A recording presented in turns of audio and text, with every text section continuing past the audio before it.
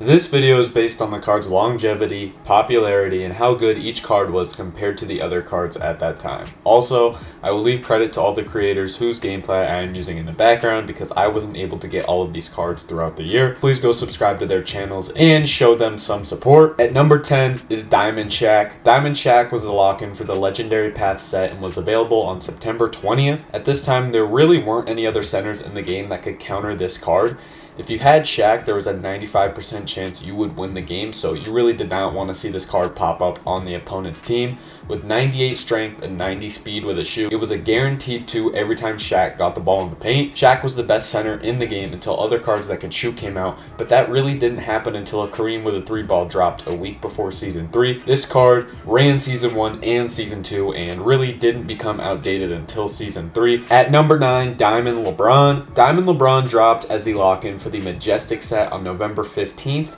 I believe he was one of the first cards to be able to hold every single Hall of Fame badge, making him very overpowered, and he had an 88 3-ball with great defense and could also handle the ball. LeBron was the best small forward in the game, and if you didn't have him, you were at a massive disadvantage. People ran this card until Season 4 when better pink diamonds were available, and he came out in Season 2. This card was very broken, and he would literally just push people out of the way to the rim and dunk on you every single play. If you didn't have a Diamond LeBron of your own, there was no other card at this time in the game that could really guard this card. At number 8, Diamond Kyrie. Kyrie Irving was available day 1 of NBA 2K24 as the Season 1 level 40 reward, and he ran the game. Everybody had this card, and for a reason, he could do everything on the court, and trying to run any other point guard in the beginning of the game was a bad idea.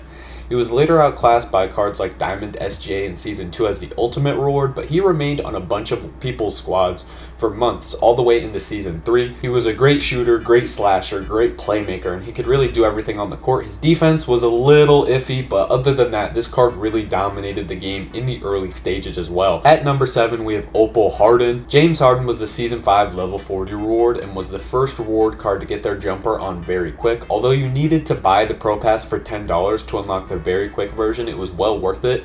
2K changed some of his animations as well from his previous Diamond card, and he absolutely hooped.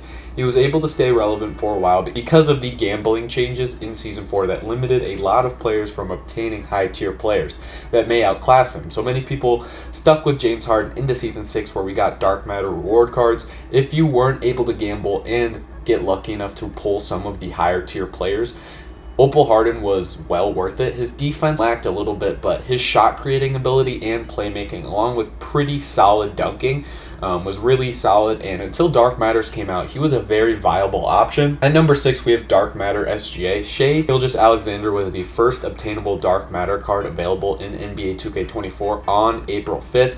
He was the Season 6 level 40 reward. He had his jumper on very quick, the best SIGs in the game, and the tray fade, which made him absolutely elite. He was used by almost everyone, and he is still usable today 4 months later.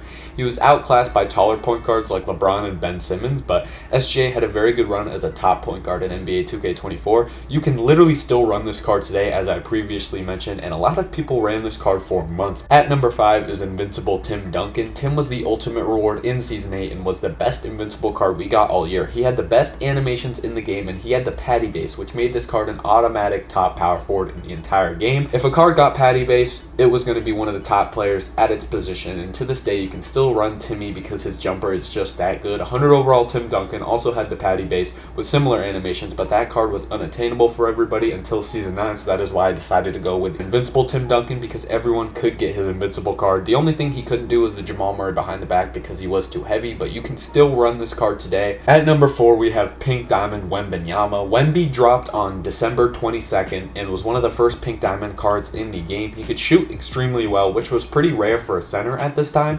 He could defend and dunk the ball pretty well, and of course he's 7'4". With high speed, there weren't any cards that matched up with Wemby at this time, and he was the top center in my team for months until other centers got higher speed and could also shoot the ball, which really didn't happen until Galaxy Opals became more frequent in Season 5. Nobody could match up with this card, and you could absolutely dominate because he could spread the floor and shoot the ball. You couldn't sit paint on him, and you had to respect him. And that created a lot of open looks for other cards, and he was definitely a must-have. At number 3, Ruby Kyle Korver.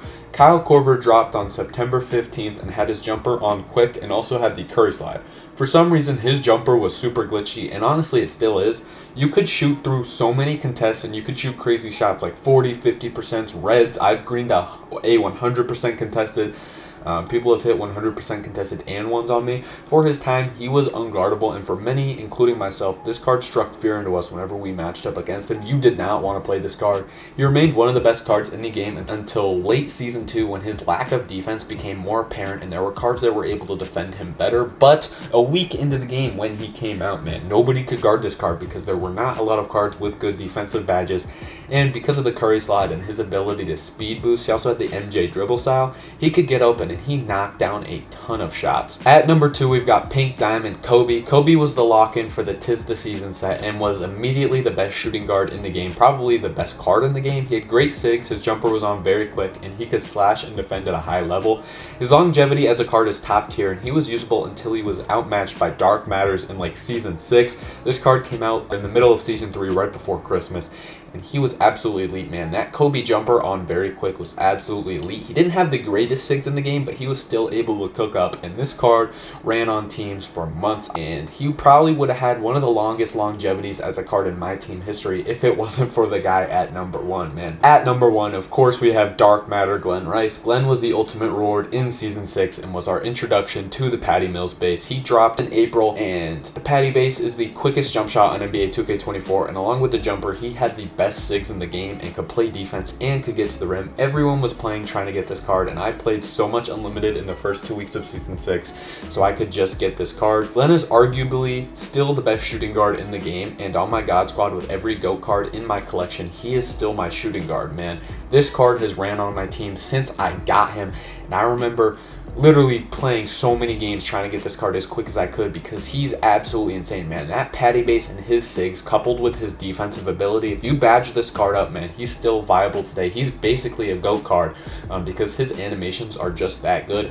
And that jumper, man, his jumper, you can shoot almost every shot. He's got the Pro 2 fade, everything like that. He absolutely hoops, and he's probably the best card in my team history that isn't like a 7'6" GOAT card, man. He's probably the best true position player that we've ever seen in my team history, and he definitely has the longest longevity, man, from April to August, and he's still usable, man. So that is my top 10 cards of NBA 2K24 My Team. Let me know what you thought of this video in the comments below, and don't forget to drop a like and subscribe to the channel for more My Team content. Be on the lookout for 2K25 videos. I think we get news on Thursday, so let me know what you guys want to see. And yeah, with that being said, I'm out.